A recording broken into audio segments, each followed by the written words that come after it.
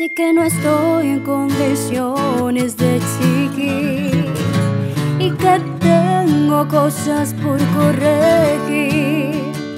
Sé que no he sido la mejor persona y no soy el indicado para pedir. Solo en esta ocasión, por favor, Dios mío, haz una excepción.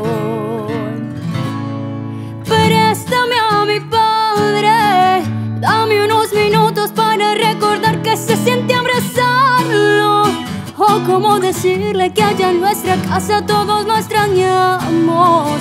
Hace falta su risa y hasta sus regaños.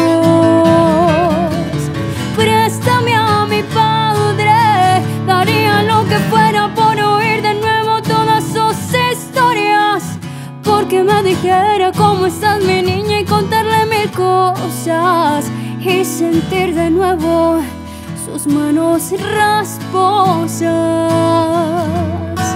Préstame a mi padre, por favor, Dios mío, no lo regreso tarde.